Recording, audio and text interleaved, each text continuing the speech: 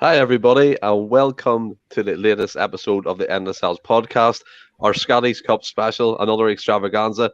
I'm joined by a near full panel, with the exception of John, but he'll be back with us again soon. Ross, Anthony, William, and Francis. How are you all? Hola. Only once. All doing well. Looking 100%. forward to this weekend. It's going to be an absolute cracker, I'm sure. I think we already decided that April was a final month for Celtic Football Club, and it's proven well to be that anyway. But we're going to crack straight in, Anthony, here with some Whoa. Scottish Cup. Here, not wearing the hairband. Leave the hairband out, Liz, Francis. Leave it out. We don't need it. I sent it to him here the post because I'm not going to need mine anytime soon. I've got a drop further, man. It was a good one. Like, I'll post the picture on social media. I want to see it. I thought it looked quite good. But here, Anthony. Oh, the housewives will be loving it.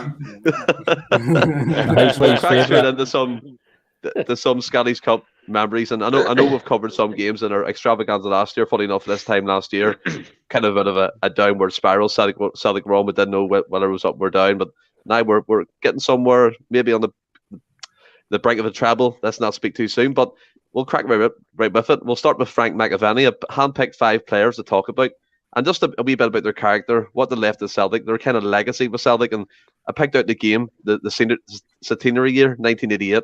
He scored a double, and by all accounts, you're wearing that tab, Anthony. Some fantastic memories with him, isn't there? Absolutely. To say he's a bit of a character would be the understatement of the year, Stephen.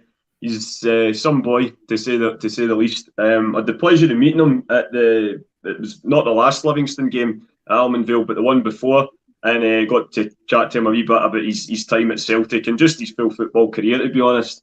And but naturally, the game that he spoke about most was even the season that he spoke about most was 87-88. Now, I'm a centenary baby, so I've got literally no memory of the season. But when you come for a Celtic supporting family, everyone lets you know quite just how much it meant up until that. I don't think anyone before nor since had ever won a league and cup double in their centenary season. But as so often with us, it's us that are page one in the history books.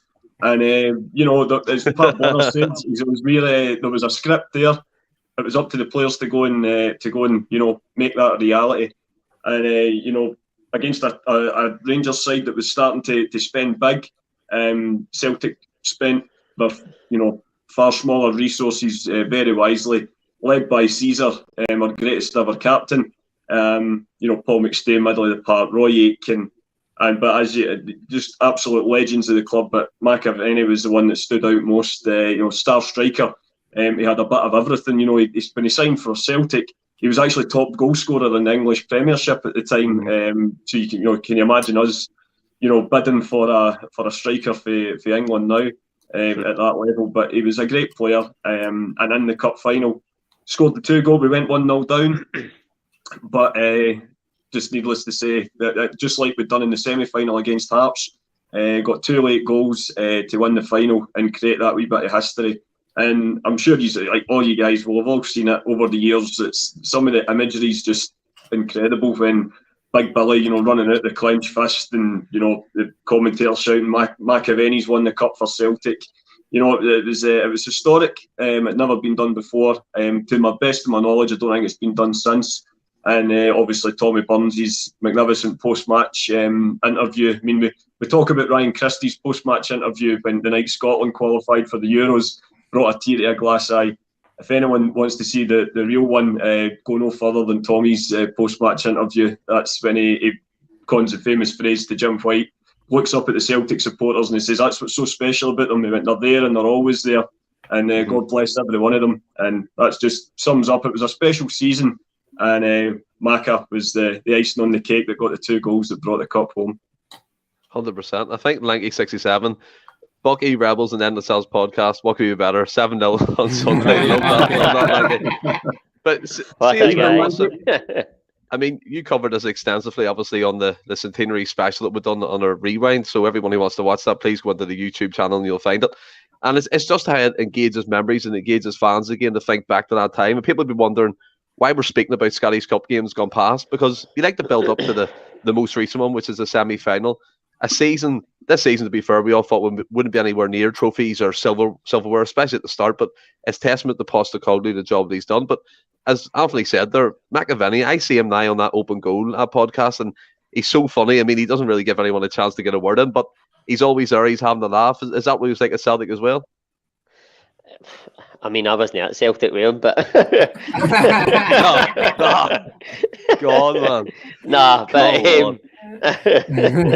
I mean, I think it says everything about the man, the character, that how extensively he was covered in Only an Excuse, and how well he's took that down the years. He can give it out, he takes it. But I mean, he was a character. We all know that. But again, I'm like Anthony. I'm slightly older than Anthony, but still a wee bit young to properly remember that. That episode you're talking about, we done the centenary when I hosted it, and we had a guest on who is a bit more senior than me, and he could talk us through it a bit more. But I mean, as regards the game, like Anthony said, it's a result in a way winning that's becomes kind of synonymous with Celtic, if you like. I'm sure that the 2-1 victory, I think they done that to Dundee United, maybe the 85 or 86 final as well. Yep. They were down 1-0. I don't know who scored the Dundee United goal in that game. No, it was Kevin Gallagher and the one we're talking about. But again, similar. They were down 1-0 and they turned it around 1-2-1. And they've done that in the Scottish Cup on another occasion when they won at Parkhead, and it was Andy Tom and Big Pierre that got the late goals that day. So, I mean, Dundee United can regard themselves down years against Celtic as pretty unlucky. They've given good accounts of themselves, but Celtic just keep going to the end, and it's just like this team that we've got right now. They just keep going. They don't stop, and I think it's a bit more synonymous with the current team, but the teams down the years have always done it. Yeah, 100% agree. I think it's you're right. It's the team we'll have now, as Ange always says, the famous phrase, "We never stop." And Alistair Jack Willie here comes in. What made 88 awesome was a team for the Celtic-minded people. Let's just say, instead of 77. But we get that totally, Alistair. And I know you said before that the whole Frank and McAvennie thing, I don't have hardly any recollection of him, only what I'm hearing from people like of my grandfather and older people in my family. And he just seems to be a guy that, I wouldn't say he kind of epitomises Celtic. He's left and joined other clubs like St Mirren and West Ham, but while he was there, he gave 100%, and that's all we ever ask, isn't it? Yeah, I'm similar ages to the boys, so I've not got mega memories. It's just for folklore and for what I hear. But obviously, he was a hero and a very talented footballer.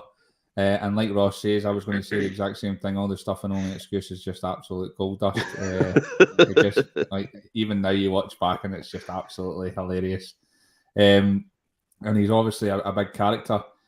And part of that history, I can't say any more than what Tony says and what Ross says. They've actually nailed it. Again, it's a bit before my era. But when you hear the stories, he was obviously a talent. 100%. Sorry. So just to sort of touch on the goals themselves as well, they were just typical. I can't say typical McAvennie goals because, again, I didn't watch them like I watched this Celtic team because I was too young. But they were like poachers' goals. They were goals that you would probably see Big Giacomakis scoring now. Even Kyogo, the one at the back post, I think that was the first goal. Header. The header, aye. Giacomakis scored a similar goal just a couple of weeks ago against Ross County. And then the one, again, it just falls to him in the 6-yard box and he sticks it away. And it's that, like Anthony says, he's alluded to the imagery. And that one, after scoring that goal, and he runs away, and you just see him from behind, and his head's like that. He's looking up at the fans, and he just falls to his knees.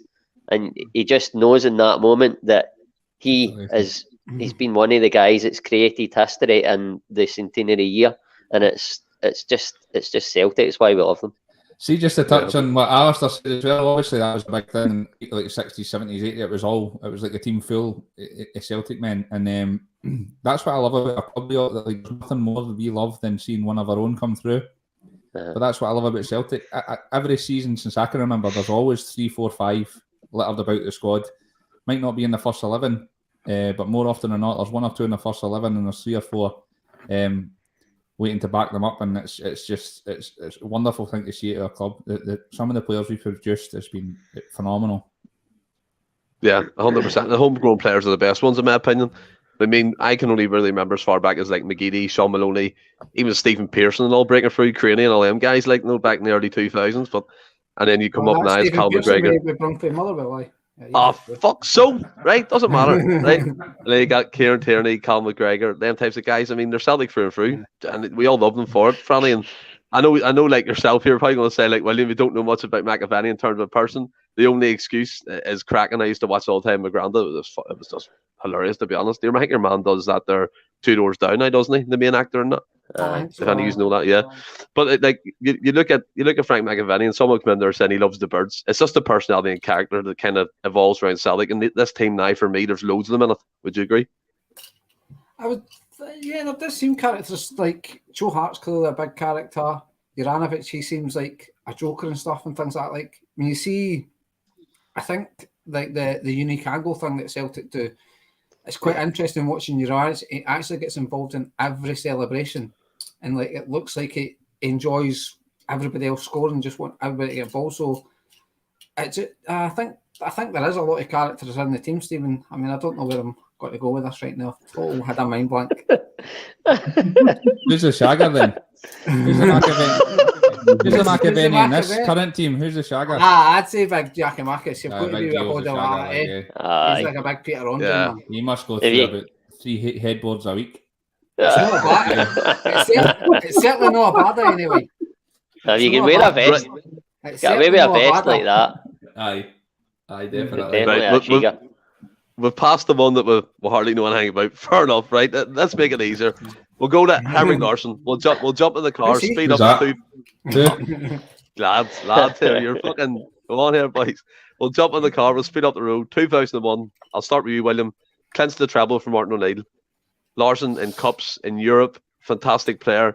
We always look for them type of like Edward Dembele. Go back to them guys, and he had that difference. World class, obviously King of Kings, but in terms of that team, even the Martin O'Neill team for that the treble winning season, to get that, he was under kind of same pressure, probably more similar to Postecoglou and any other manager. That's what we find ourselves in now, that type of position. O'Neill was most definitely under more pressure. He spent a lot of money at the time. He was a big name that came in, but it was a similar situation. The team he built was unbelievable also, and like Larsson, what more can you say about the guy that we've not already said before? His 2 goals in that game as well. I think the second one was a penalty, wasn't it? The first one, I'm pretty sure I always remember him kind of like darting in but coming deep and then moving back post or front post or something and just leaving the defender in his arse, and that's what he did then. And I think it was a left-footed curled shot. And that strip, I absolutely loved that yellow strip. And that final as well, I think McNamara, we were talking about it before we came on. McNamara actually came on, he scored as well. Yeah, legend. Great cup final, great memories. The greatest player, in my opinion, that's played for the club. I like, obviously there's a lot older viewers that might disagree, but the fact that we got him at the time we did, and the loyalty shown to us when he did, big clubs were wanting him, and he staved them all off to stay. He's the greatest for me, and it's a privilege that we managed to see him in the flesh for our team, and what he did for our club was it's never going to be repeated. He was just an absolute legend. Yeah, he's just the King of Kings, Franny. And I mean, Kyogo, people are saying they're comparing his movement to the King, Henrik Larsson, and you can see it. I think Matt O'Reilly said as well that he hasn't seen anyone move like that. The movement in terms of his spatial awareness is absolutely world class, and I hope Kyogo, by the looks of it, he probably will start on Sunday because unfortunately Giacomakis is out injured. But going back to the Martin O'Neill team, the 2000 and 2001 team that clinched the treble, Postecoglou, as William rightly said there, Martin O'Neill may be under more pressure. But the fact that Postecoglou's come in, put us in this position, signed the players he has with minimal money, let's be honest, about 14 million net spend, something like that. It's incredible, isn't it? Oh, totally. And there's sort of similarities in the fact that there was a bit of turnaround in players, a bit of money spent. There was a sort of a big points sort of fatality overturn on Rangers, and as it stands, I think it's sitting at 31 points we've turned over. So there is similarities. Like Martin and Neil that season, I think we ran away. Like I think we won it with about 12 points or something. What's that? But yeah, Larsson in that fight. I mean, Larsson just a player like William said. He was just absolutely frightening. Generally was a world class player we had for a good few years. And yeah, Kyogo has got similar movement. I'm not going to quite compare him to Larsson, but you can see the similarities in the movement, the types of goals he scores and stuff. But I like Larsson's first goal in that final. It was just the way, like William says, he just like in the space of about 3 yards, he made about 5 different movements. It was in and out, went sideways, but hardly moved. It was hardly moved in about 3 yards, but managed to just absolutely done the defender to give himself that space and just struck the ball absolutely brilliant with his left foot, almost in the top corner. It was just a beautiful, beautiful way to secure the treble and stuff. I know that was a second goal, but just Hampden in the sun. That strip, I did actually like that strip as well. I got number 9 sitting on the back, but the woman made a twat it and put a big crease in the front of my top. She hadn't a crease in it, so never had a crease in that top. But Larsson, man, guy was brilliant, man. Guy was frightening. Yeah. You know the most incredible thing about Henrik is, right? See the now, and in this day and age as well, and back then, the likes of Edward and that they want to go on and they want to play for these clubs. They want to win European trophies and all the rest of it. Henrik stayed, was loyal, cemented his legacy, waited till he was past it, and then went and done all that anyway. It's like a movie, man. Bang on. Totally agree. I mean, I think when he's at United tried to get him, didn't they? At one point, that was confirmed as well. And he stayed, and he eventually ended up in him. And I think everyone in the United dressing room were just in awe of the quality he was. But come to yourself here, Ross. Kevin comes in. I'm 52, and Larsson is the best. He has a very select group of icons. I want to ask you a question that may be a bit of a curveball. Who's the closest player that Celtic have had since then that compares to him? Willie's shaking his head, so his mind's made up already. There's nobody that comes close, but in terms of the best forward that we've had since him, I would maybe say on his day, on his game when he was at it and wasn't being a lazy shit, probably Edward. But when he down tools last year, it's unforgivable. I'll never forget it. And every time I see him on the telly playing for Crystal Palace, I just get the rage. But, but I think in terms of natural ability, and it was a bit, I don't know what the word I'm looking for, but I would say I would probably say Edward comes closest. I think I've heard numerous folk, including myself, saying he's the best we've had since the King. I think, Anthony, you've said it yourself. Yeah, I have. I probably would say to you, Ross, and my good friend Ricky's just posted in there with Big Musa as well. And you know, you can't argue, and especially as he was the sort of main striker in the Invincible season, it can be hard to direct. I would say as a direct comparison in terms of how he plays, the type of player he is, I would probably now say Kyogo. But where I would still agree with you, still with Eddie at the moment, is if you take last season out the equation, whatever we say about Edward and the years leading up to that, he was a big game player, scored winners in derbies, big goals in Europe. Kyogo, obviously you can use, of course, the cup final was massive, but just through the injury, he's not had that opportunity yet. But yeah, as I say, it's a great debate to have. The reason I never said Kyogo was purely because the length of time he's been here. No, Barisic is a shite bag.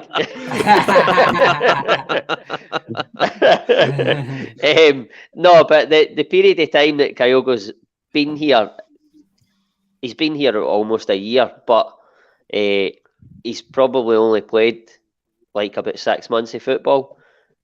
So, but absolutely, I know, but I totally agree that he has, well, Franny's alluded to it as well, he has got similarities, but for what they've given to the club and the team, you would probably say Edward or Dembele still has the edge over him on that front. Yeah, I think as well, just to point to the chat a wee bit here, they're all kind of saying that Ballet, Kyogo's been mentioned. I mean, Chris D, he said, as an Aussie, he loved the Viduka Larsson duo. Obviously, it was brief. Viduka was ridiculous, yeah, wonderful. It's ridiculous, man. You forget about him, eh? Yeah, he was it a year he gave us? Was it a year he gave us? Year and a half. Then he went away. But it was about 6 months for that. Did he not go away? He went AWOL. He went AWOL. Signed and went AWOL. Went away. I thought it was. I thought it was at the Freeport.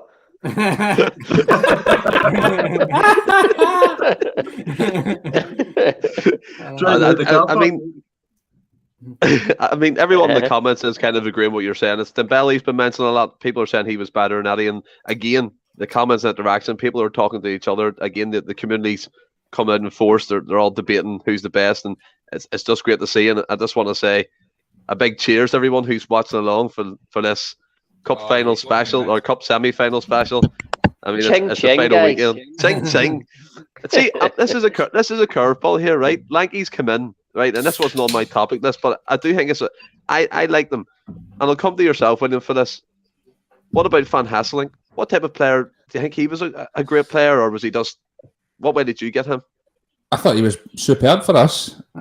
If you're talking about, it's difficult because when you say the closest thing to Henrik, you try and think of a similar player, not necessarily a goal scorer or like, you know what I mean, that like Henrik was so well rounded, whereas like Hesselink obviously had big strengths in the air. He was a strong lad and all the rest of it.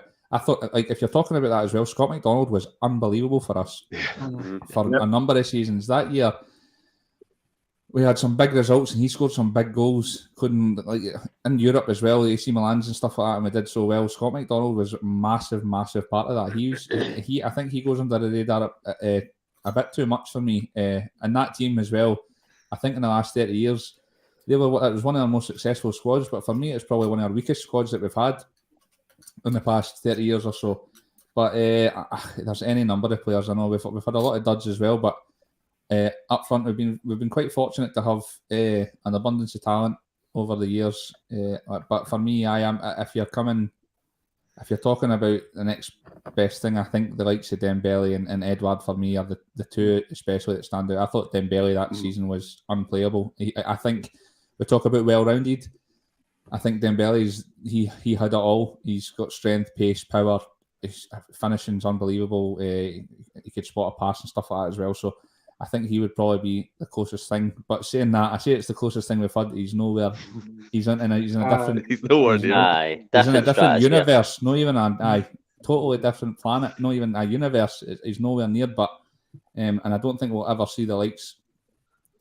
Unfortunately, the times that we're in now, we're not going to see a player like that again. Especially, well, not for the duration that he stayed anyway, and the loyalty that he's shown. Like I said, I respect that just as much, if not more, than the player he was. Don't see that nowadays. I think what Scott House says here is great, William. That comes to me every time I think of Van Hasselink when he scored that last minute goal against them to kind of clinch the league and stuff for us. He was brilliant that season. He was superb that season. Aye, but although at the time when you were getting names in your shirt, you had to pay like 50 pence a letter and 250 a number. Fuck that. That had to do 5 overs. I think my mom was like, get Pookie. Key.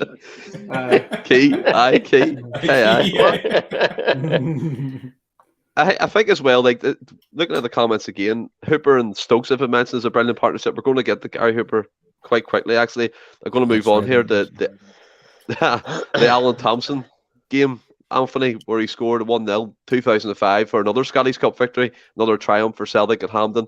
And Bertie Auld perfectly summed it up, saying it's like a training ground for us. We always win there. It's like a day out. But these games accumulate as part of history and unbroken history. Do you like it? I thought it was quite good. But again, Alan Thompson for me, another great player. Not nearly enough recognised on the international scale, but always give us all for Celtic. Absolutely, he was a terrific player, and it was always good for either a goal or a red card in a derby. Some of them, which you can defend which one you preferred. But yeah, he scored the winning goal that day. It was the first cup final I actually attended. I managed to get a ticket, kind of last minute that day, and I can safely say it is a game that could have got football stopped. It is probably the worst cup final in the history of Scottish football, perhaps even football overall. It was absolutely dreadful. I think Chris Sutton missed a penalty with about 10 minutes to go that day, and I'm not even sure the ball's landed yet. It was terrible. Even the goal itself, even Tomo would agree that it was a deflected free kick. It wasn't one of his one of his better ones, but they all count. And that was obviously Martin's final competitive game as Celtic managers. So, 3 Scottish Cups in 5 years. You can't really grumble at that. It's just a shame. Obviously, we all remember the events of the week before, which would prevented it being a League and Cup double. But, he signed off the way he entered the building with silverware. And, Alan Thompson played a massive part in that half-decade of success. I think your friend comes in here, Ross, because you corrected me in his name. So Paul, what is it? Paul what? It's not my friend. I just know how to say his second name.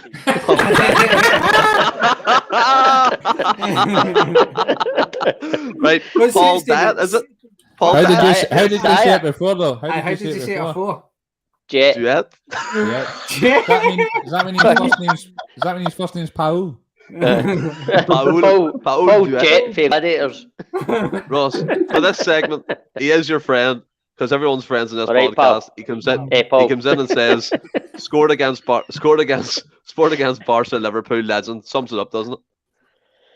Aye. Alan Thompson in that period under Martin O'Neill was. There you go. See, tell you it was Diet.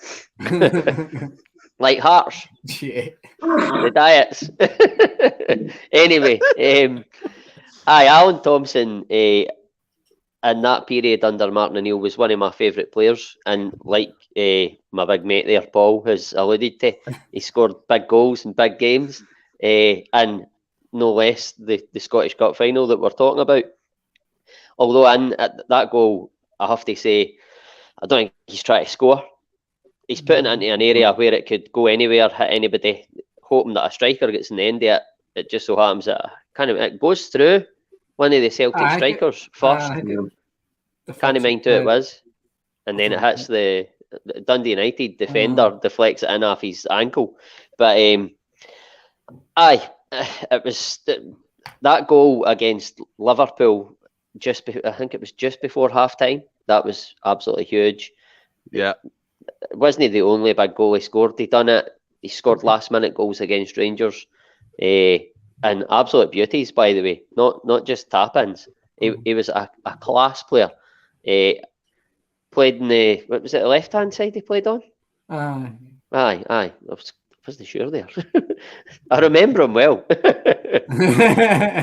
But he was a class player for Celtic, and he was that type where he played on the wing, but he wasn't your out and out jinking winger that Celtic are maybe used to down the years. But he was the type of winger that fitted into that Martin O'Neill team perfectly, because they were all big, burly guys that could look after themselves. That's just what that team was all about.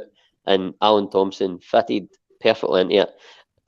Excuse me. And I know he probably didn't get as many caps as he might have got for England, but I mean, that's with the greatest respect for that's Alan Thompson's to worry about it. What he gave Celtic was unbelievable, and he'll never be forgotten. And then he comes in and he's the assistant manager in a title-winning team as well, or no assistant manager, but like coach or whatever. First team coach. First team coach, that was it after Mjolby. So he's been part of success in the team and in the backroom staff, and he's gave a lot to Celtic, and he's a legend. See, you touch on the international side of things. I think it just totally shows the ignorance of the English game. Yes. I think, what did he get? One cap? One. Yep. And, half a cap. By the way, see, however many years he was with us, or even before and after then, England was struggling on the left-hand side. They put Scholes out there, the Joe Coles and all the rest of it. They never had a left-sided player. And I guarantee you, if he was even playing with, like, say, Everton or Aston Villa back then, he would have been in that team. It's just total ignorance of the Scottish game. So, up them, pretty much. I totally agree with that, Willie, because, I mean, you have to look at, like, Stuart Downing's had more caps for Right. England than him, purely because he was playing for Middlesbrough, like and middle of the road doesn't it clubs end in the game, England. Aye. Stuart Downing isn't as good a player as Alan Thompson, and I know they played in different eras, maybe overlapped slightly, but Stuart Downing was never a better player than Alan Thompson. I think what another thing comes to mind here, Franny, as well, like Paul Dad's come back in, big friend of Ross, we already know that. But like the scraps he's Still going out had on with Tuesday, aye. the scraps he's had with Rickson down here, God rest Rickson, by the way, obviously. And I mean, he told a story once. I think it was Rickson. They were neighbours. He came to his house at like two in the morning after a derby game. He was wanting to fight him, and he had to call one of the De Boer brothers over to get him back in the house. But I mean, it's the kind of personalities. As Willie rightly said, they're the arrogance of English football. They ignore that. He was pure quality, European level quality, and he played for Villa before Celtic, didn't he? And then he joined us, and then he was just fantastic all round, wasn't he? Oh, and I was top player and stuff, and like see that the goal against Liverpool, like just massive. It was massive that season. Also, the touch that goals against Rangers and stuff. The guy, and like you say, guy liked to fight with Ricks and stuff, and I think they were like really friendly in that. Like, pals, I think they were really good pals and stuff, but it was just showed the rivalry back then. It sometimes went a wee bit further, and Rickson's obviously coming to his door and things like that. But I mean, Rickson did look a bit of a nutter, so it would have been some scrap because Thompson looked like he could look after himself. So it would have maybe been interesting, but it was like I think it was Ross that said that full team, that Martinelli's team, was just bolt on. Like it was clearly footballers, but guys that also could look after themselves, like your Albys, Volharens, Bo Valdez, all big brutes, but they could play. Thompson's, Petrov, and that all could get the boot in. And I think William's dog agrees with you. Either that, he's telling me to shut the fuck up. No, he actually said I ken Rickson and Tomo are pals, but Ross and Franny are pals, and Ross still shoulder barges him in night suit and that. So they've always there to be wanted. Aye. Bad day, bad memories of that day. And then I'm saying a good game. I'm saying a good game until then. Lanky comes in again and goes, it's the same with Henrik and Gio, best pals. I mean, it's overshadowed, isn't it, with the game? They're combative and stuff. We all think they hate each other, but yeah, they are. They're best of mates now after whatever was said that time during the whole dugout fight. Whatever probably no one said, but William, someone mentioned Gary. We do. Well, I will. So, said it. Well, what was it? McCoy said something about you need to tell your boys to lay off my team or my players, and Lennon said they're not your fucking players, they're Waters. And right, okay. Fair enough. Probably was something else, but I actually didn't hear that, but fair enough. But here, you always mention Gary Hooper, right? Another cracking Celtic player. Someone mentioned the Stokes and Hooper partnership. I've heard you mention numerous times, William, on the podcast. Just take it away. What was he like? Brilliant. That's why I didn't mention him earlier, because I knew we were going to come to him. But for me, I honestly, if he stayed, and I think he could have eclipsed Henrik's goal scoring record. I honestly thought he was that good a finisher. If he stayed for years to come, I honestly think he could have eclipsed it. The first season, he was unbelievable. Proper poacher, proper goal scoring striker. Stokes and him are a perfect partnership because Stokes likes to come in deep and kind of play that number 10. And the two goals, I think we're going to touch in the cup final against Hibs. Yeah, both goals. Stokes kind of takes it and he's out on the left and swings it to the back post. And Hooper's just an absolute predator. I was honestly, there's only two players. Even Henrik didn't cut me as much because we knew it was coming, and he gave everything to the club for the years and years. See, when Hooper left, I was honestly absolutely devastated because I just thought this guy is absolutely world class. Well, not world class, but finishing ability is unbelievable. And in that team as well, that team was great as well. I know that it really reminds me of the Strachan team because it was all workhorses. It was the Ledleys and Wanyamas, and I love and Stokes and him up front. I thought were unbelievable, and Hooper's some of the memories. Like me and my dad had the season tickets, and some of the memories of the game, especially that 3-0 game when he puts Davy Weir in his arse. It's unbelievable, man. That first touch, and then he's just got the composure to finish as well. I just think he was an absolute born finisher, and I was really disappointed to see him go. I was actually quite afterwards, and I'm not like a hingy person, but I was quite glad to see his career go down the Swanee after leaving us, because he could have stayed. And you see the players now that are even afterwards, and you get smokers dinners, and like, if you're part of this club, you're always going to be part of it. You're a part of your family. Even like Cadetti, pardon me, that's Cadetti wasn't here very long, but he's an absolute cult hero, and we love him. And every Celtic convention, or he's always there. Hooper could have stayed here for 4, 5, 6, 7, 8 years and had all of that and won trophies. And it's him and KT, they're the two that have cut me up most when they've left. Absolutely devastated. I honestly think he could have been everything. And the fact when he turned up, a bit like Juranovic, he turned up, he took the number 88 shirt straight away. Just absolute clinical born finisher. And I think we were missing that for a long time, a proper poacher. Much like what we've got in Giacomakis now, I think. Yeah, you always say that. You always say that. Not as good a finisher, but that penalty box striker is just always going to be in and about. He's not interested in about. I'm not interested in pulling it wide and creating space. I'm in the box. I'll be in that 6-yard box. You get the ball in here, and I'll put it in the back of the net. I just absolutely adored them. I would honestly absolutely adored them. I think it took Hooper about 2 years to actually score a goal outside the box, but I think he scored about 6 goals in between that. Yeah. Did he not score against Spartak outside the box, no? No, I think it was Kilmarnock. His first goal, it was Kilmarnock when we won the league when they got liquidated. Aye, but I mean, he scored a European goal outside the box, didn't he? I think he did. He definitely scored over there. I think you're right, Stephen. He scored that. Was that no header? I think 3-2. See if we're going to the 3-2 game. The 2-1 game. The night we qualified for the last 16, the home leg of that game, that year. The ball kind of broke to him. Their defender makes an error and he runs onto it. It's either right on the edge of the box or it's just outside. So I think you might be right, Stephen. Yeah, and puts it in the far corner. See, the thing is, see if you want to play the Glasgow Celtic way with flair and wingers and getting it wide. Gary Hooper's the man you want in the box because he's going to put it in the back of the net every time you get it in there. See, to be fair, looking at these comments, I've lost a few of them, so I'm not going to scroll back up and bring them up because they'll be here all day. But, I mean, there was people, Alistair Jack said he thought grass was greener on the other side, fuck him. I mean, that's not really the cut and short of it, to be fair, Alistair. I think he was English, his family was still down there, and maybe he just wanted a chance. And like William said, his career did go down to Swanee a little after that. I think it all comes back, sorry to butt in, but I think it all comes back to what we talked about with this English ignorance, because he talked about how he wants to play for England, and he knew he was never ever going to get the opportunity playing for Celtic. And like we've touched upon, Ross has said it, Stuart Downing's a perfect example. You go away to a Norwich or in fucking Everton or something like that, and you're in mid-table, but you're banging in goals, you're going to get noticed and you're going to get put in the squad. Like say David Nugent and all that, they've all played for England and scored goals.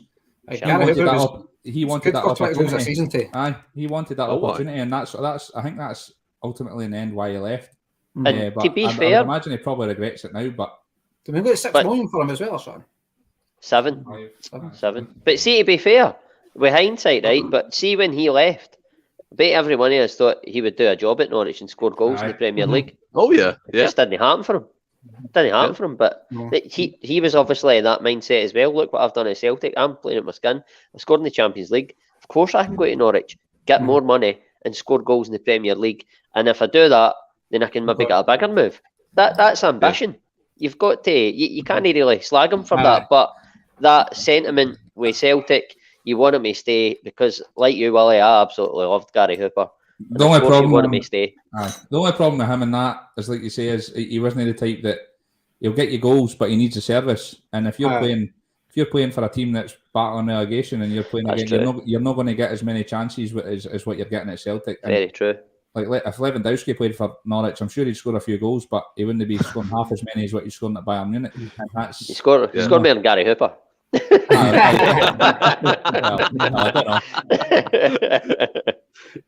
I mean, see, to be fair as well, like people are coming in saying Pookie scored goals, but that was championship level. Again, I totally agree with Ross. There's ambition and then there's greediness. I think Cooper was on the ambition side of things. I have to be honest about that. And Anthony, comment to yourself. I mean, Lanky67 brought up a comment a few pages back now, because there's loads coming in saying, could you imagine if Anne signed a player from Scunthorpe in League One now, we would go nuts? But I don't really agree with that, because we were signing players like Kyogo, a Tate from unknown sources. What do you Matt think? O'Reilly? Matt O'Reilly. For me, two things that never interest me when Celtic are signing a player. One is how much we've paid for them, and second is where they've came from, because we have been littered and cursed over the years when we've made some of these more, shall we say, bling type signings that just simply don't work out. I mean, you think over the years, your Freddie Ljungberg's, Jarosik to an extent worked out, but he didn't set the header on fire either. Thomas Graveson's certainly one that stands out as well. 2.5 million for Real Madrid. What could possibly go wrong? And it's one of the worst bits of transfer business we've ever done. So you can never, if Ange Postecoglou at this moment in time is fancying signing a guy for the lower leagues in England that he thinks he can mould and shape and coach into become the type of player that he thinks can sort of enhance our team, then I'm all for it.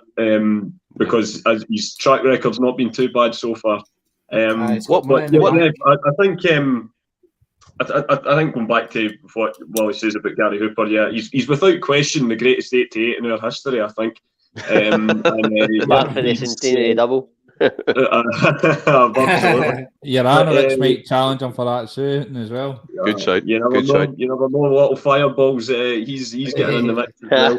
But he was a terrific player, and again, like we touched on about Edward as well. Big game player, always great for a goal against Rangers or in the Champions League as well. That's when, if you're the top guy up front at Celtic, that's when you need to be on your top of your game, especially.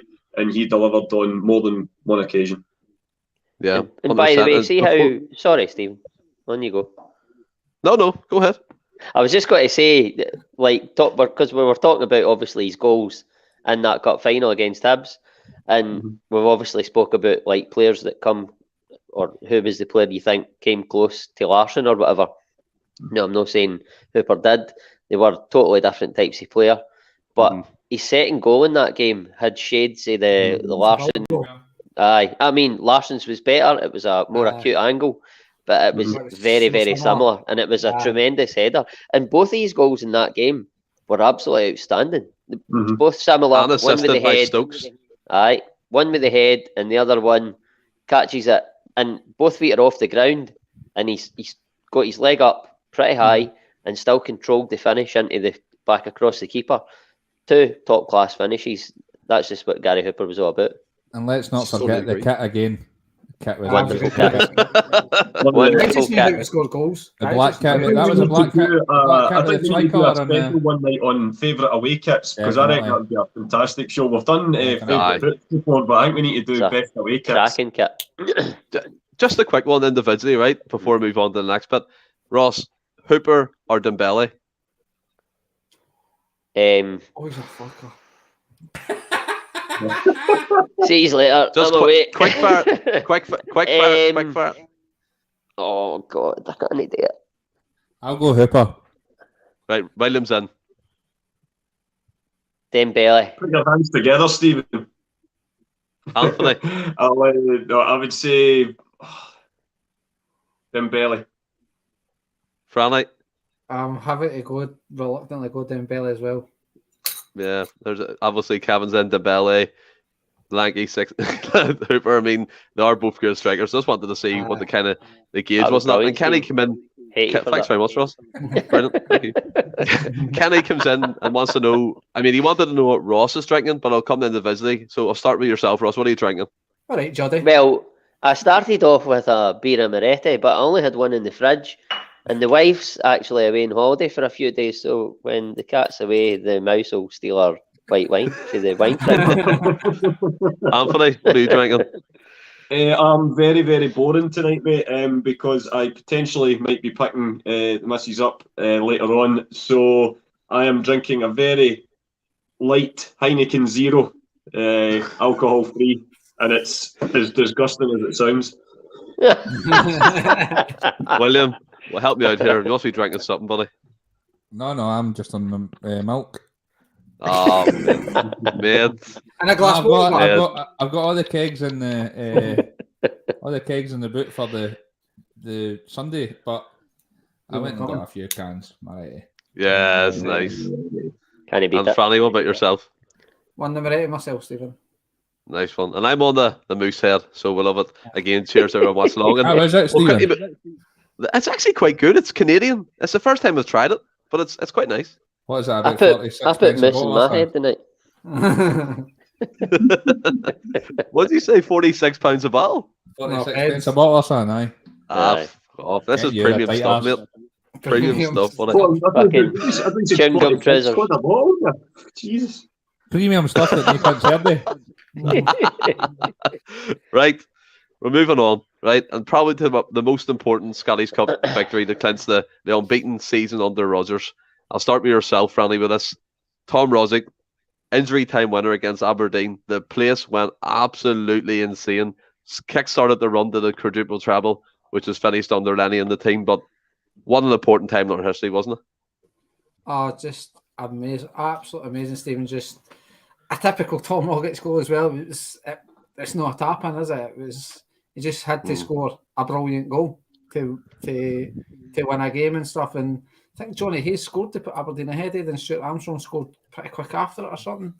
And then it was just kind of had, I'm not saying I had the feeling like we weren't going to win or whatever, but we just, Aberdeen had did we not go to 10 men in that game? Something in my head that we went to 10 men or something. I feel like Aberdeen I think so, no. I just can remember Aberdeen had a great chance. I was that what it was, and then they had a great chance, and I can't remember who it was, but should have probably squared it to Johnny Hayes, and he was in. But just had a feeling it was one of the ones. Whoever scored the third goal was probably got to go in it. Not that Celtic were particularly under the cosh that game, but then it was just one of the moments. Just Tom Rogic just picked it up, danced his way through the Aberdeen defence, and just tucked it away nicely, and just sent Hampden and just mental and stuff. Then you get that picture of Craig Gordon down on his knees and stuff, just up like this and stuff. It was absolutely amazing. Just to win the treble and actually do it undefeated is madness. Absolutely madness and unthinkable when you think about it. It's crazy. It was just a perfect goal to do that. And it's a cracking game. And before we move on here, my granddad's come in, guys, and I just find this quite funny that he's saying this. Basically, as Stephen is William and Ross twins. Handsome bastards. Yeah. Step brothers. But Ross, Did we like, just become best hilarious. So much room for activities. That's you, because the wife's away to play. I mean, great to watch Grandad, great to watch along. We'll be watching the game together as always. But I mean, Lanky67 came in here, Ross, and said Tierney went to hospital that game. That famous photo, his jaw was busted. He was run up to lift that trophy. A cracking all-round game. The Rogic game obviously clinched it. But what it meant for us going forward, I mean, 5 years on, Rogic is still in the team. It's crazy, isn't it? Aye. And to think, I was actually speaking to somebody today. I was working at a guy's house who's actually a big Rangers supporter. And we were talking about Tom Rogic, and he was saying to me, like, he is, like, unbelievable. He says when Rangers were trying to build back up and stuff, and you thought that, like, this is from his point of view as a Rangers fan, he would say, like, just when you thought you were getting close in a game against Celtic, you were like, right, we're in this here. Rogic would just pop up and curl one into the far corner with no backlift and just kill you. And that just, for me, sums up Rogic. And I thought it was a great insight into an opposing fan's view on Rogic. I agree. Because everybody all the Celtic fans can talk about how good he is. And he was almost out the door last year. And a lot of guys were of the opinion that, okay, not good riddance, not as bad as that, but like, he'll no be missed sort of thing. And for me, I always thought, I don't want Rogic to go. I think he's a phenomenal footballer. And when you look at down the years, the players we've sold for big money, how nobody from down south has come in for Tom Rogic and took him for a big fee is absolutely baffling and beyond me, because he is technically phenomenal. Technically, for Rodgers, let's say for Rogic came to Celtic, right? Mhm. I don't think there's anybody that's came in and out Parkhead's doors that are technically as good as Tom Rogic. He's an absolute magician. He's just got a wand, a foot. The ball sticks to his feet. You can't shrug him off the ball. And that goal against Aberdeen absolutely epitomised what Tom Rogic is all about. He had absolutely no right to score that goal in the pissing rain, pitch starting to get a bit waterlogged. And it was a perfect time and a perfect goal to cap off that season. And it was so fitting and amazing. And I remember, I don't know how it just ended up me and Franny, because usually there's more of us watch the game together, but we're just sitting watching that in my bit. I think we'd had a few beers, and you're like, you just couldn't believe. He's picked the ball up and you're like, right, okay, maybe get into a bit of space, find a ball into the box, a hopeful ball, try and get a goal late on. It was like the last kick of the ball, basically. Yeah. But no Tom Rogic. He beats 1-2 men, and before you know it, he's in the box. He's through in goal, but I say through in goal, but it's an angle. Keeper's no chance, and me and Franny just total elation. A huddle with just two folk in the middle of the living room. 69. That was later on, mate. I don't do 69s before 8 o'clock. Meal for two. 69. But aye, I mean, I described that goal well, and you absolutely slide tackled me for the back there. Nah, See, but to be aye, fair, just that's Tom Rogic in a nutshell. See, to be fair, there's a lot of comments coming in here around Flea. Like he's 67, he's been with us 9 seasons. This is by far his best season. Joe Finley sums it up here, I think, perfectly. He has added work rate and tackling, first touch outstanding, obviously. Do you think he's aged like a fine wine, that old saying? Perhaps even as well as the one that Ross is scooting away at just now. I'm getting Tom Rogic.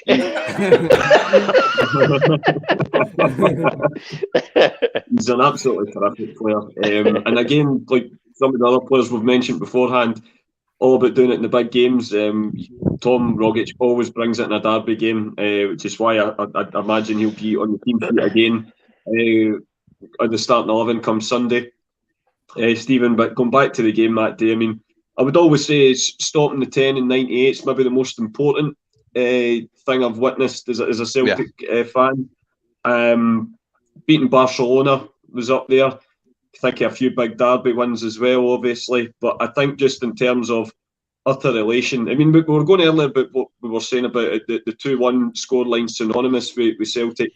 You think about it, we were 1-0 down in Lisbon, we were 1-0 down in the centenary season that we were talking about, and we were 1-0 down that day as well. We were also 1-0 down going for the treble as well, and ended up winning the lot.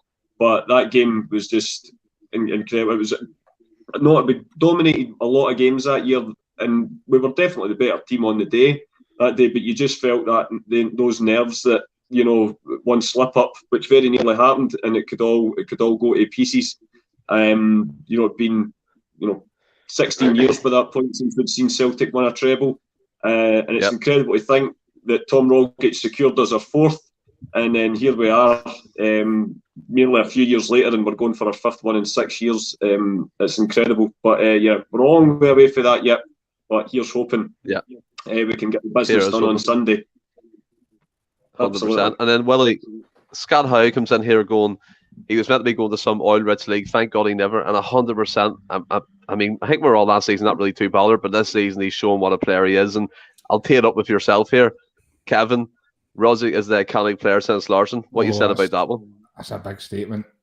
I mean, I don't think I would go that far, but that day was that cup final was one of the best days of my life. Tony, there was a squad of us went through to Malone's in Glasgow. And nobody had any nails left, and you could cut the atmosphere with a knife, and it was just I don't think I've ever celebrated or felt elation like that goal ever in my life. And there's been many big goals we've scored, and many many situations you've been in, I've never ever felt anything like it. Don't know if it was because of the season, because of the Invincibles and all the rest of it. I think when we talk about Tom Rogic and this has been his best season ever, for me personally, yes, he's improved, but it's not so much about that. I think it's because he's getting given the minutes. Even under Rodgers, he wasn't getting given full games. He was getting hooked off after an hour, and like the guy is sensational. Like Ross says, we've touched on it before. He could find space in the phone box with Gemma Collins, and every time he gets it's as a player in games, especially big games when the crowd's on top of you, for you to be able to look up and trust somebody and know somebody that you can play it in at his feet, and he's quite happy to take it with 3 or 4 players around him and keep hold of the ball and give it the old da da da da da da da. And in that game when he picked up, it's funny if it'd be amazing if you'd be able to look back and just see slow motion and you can see everybody just start to go as soon as he picks the ball up and then he beats one player and 2 and you're just like, has he done it? And I don't think there's a more iconic well, there is more iconic. Caesar holding up that trophy, that famous trophy in '67. But see him in the rain pulling that shirt, celebrating that goal. That image is just gives you goosebumps when you look back at it. Tom Rogic is a proper player, and he plays the Celtic way. And he's magic to watch, and he gets bums off seats, and he's doing it this season now more than ever. And I think it's because he's been given minutes, because the gaffer instills confidence in him. And I think there's much more to see from him. I'm so glad we didn't get rid of him. I'm like Ross, when everybody was saying, we'll get rid of him, he's not a big loss. He only plays 60 minutes a game anyway and all the rest of it. I was like, oh, no way, please. And like you said, he does it in the big games. The boy's just an absolute magician. Plays with slippers on. He's just absolute magic. And by the way, see, saying that, we've got another boy that I think is coming in, and he's a younger version, but he's came into the squad this season, and I think he's going to be unbelievably talented. He showed that with his 2 goals at the weekend. O'Reilly, for me, is Rogic through and through, and I think he's going to learn a lot. I think there's going to be some battles between the 2 of them to get that position, and it's a magical position for us to be in because the 2 of them are unbelievable players. And I agree. I think Rogic I know we'll go on to Sunday. I think he'll start Sunday, and he's been tremendous this season. He's been right up there for one of the best players we've had this year. And I don't think that's a coincidence. I think the gaffer coming in, and he's had previous with him. It's just magic to see. Every time Tom Rogic is on the ball, you get excited, and that's what football's about for me. He's like Galubo, and he's like all these guys we've had in the past. As soon as the ball goes to them, the bums are off seats ready for something exciting to happen, and he's done it plenty of times this season. That first half against Hibs away, I've never seen a first half of football like that. There was 4 or 5 of them trying to give him a WWE move just to keep hold of him because he was just dancing rings around everybody, looking for more of the same on Sunday. And listen, he's got plenty of goals against him previously. I think I'll maybe stick a wee tenner on him this Sunday as well to get one. Like it. And I think as well, if Strictly Come Dancing ever need 2 dancers, him and O'Reilly are definitely up there, aren't they? I thought you got to see me. By the way, let's dance in West Lothian. But I'd go as far to say that O'Reilly and Rogic might be the next same-sex couple on Strictly.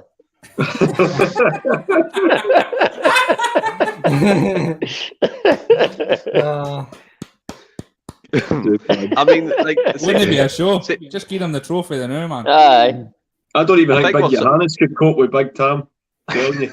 It'd be a glitter football instead of a glitter ball they won. Right, I think what sums it up as well. Remember the goal we all seen at Tannadice when we were in the Real McCoy? He just tortured him and put it in, run from the halfway line. Stephen, I'm going to be honest with you, mate. I can remember very little for the Real McCoy. You know the best thing about it as well. There's no 700 step overs. It's just a drop of the shoulder and a. I'm not like he's nowhere near as good as Messi, but it's that styly. There's no tricks. There's no fancy, or it's just a wee feint or a wee drop of the shoulder, and it's like there's just 3 players going. There's 3 players just going. What just happened there? How's he got by me? He's gone. Aye. Too busy looking at his hair. Quick one to as well here. It's a lot of volume in that here. Quick one, these all again. Much like I did in the last topic. Come to yourself, Ross, first. Rosic's been there 9 years. Crazy to think was signed him from, I think was it Melbourne, from a Nike academy or something. Will he go down? Will he go down as a Celtic legend? 100%, absolutely. Anthony? The guy that sorry, I wasn't finished. That's the whole point of quick. I was just got but I was 100%. But I was going to say the guy that scores the winning goal in the last minute to clinch the invincible treble is going to be a legend. Yep. Anthony, I would agree with that. Yep, 100%. What Ross said. I think it's difficult, right? Because the word legend gets thrown about a bit too much. Is it legends, or is it like is icons like Billy McNeil, Larsson, and these guys legends are behind them, or is it because I think that's a bit too much. Saying that he's won, like the likes of Bruni and Forrest and all that have been there. They were there the same length of time, or a wee bit longer, but he's won countless titles, countless trophies, and like Ross said, he's going to definitely go down through in Celtic folklore as a hero, an icon, a legend, whatever it is, whatever you make your mind up is because of that goal in that final. Yeah, 100%. And come to yourself, Randy, to round it off here. I mean, Lanky 67 is a bit concerned about you here, buddy.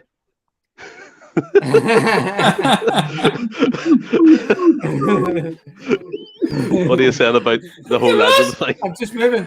I'm just moving so you kids it's not a cardboard cutout. I think it'll be a legend. By the way, I think Lanky's actually made more comments than you tonight.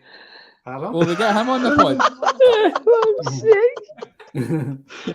And then just to round it off, Kevin comes in here. Iconic, maybe a better word. Who knows? We'll see what he produces here in the next couple of games. And albeit like he's a fantastic player, I believe he'll be a legend. He'll go down as that 100%.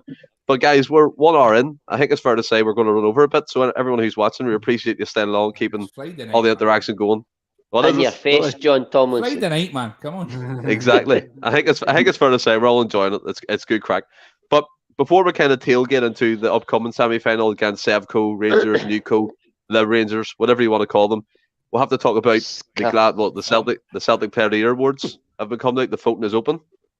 It's out, and individually again, will they come to you? Who's your Player of the Year, Young Player of the Year, and the goal of the year? Well, I went and voted online, and it was so difficult. It really, really was. It was so difficult. I thought it was quite easy. You just press the name that you wanted.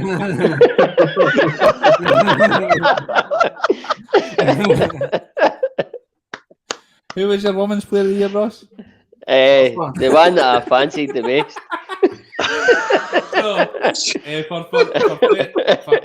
For Player of the Year, honestly, you could pick anybody in the squad, and I don't think anybody's going to disagree with you. But for me, it's got to be the captain. He's grown into that role. We've talked about it so much especially over the past few weeks, about how he's came in and he's absolutely nailed the role down, and he's the absolute epitome of our team and our squad and what we stand for. And the gaffer said it himself after the big result last Sunday. Captain Cal was the main man, and everybody, he led for the front and everybody. So for me, I would have to go Cal Mac. I think if Kyogo wasn't injured for 4 months, he possibly could have eclipsed him.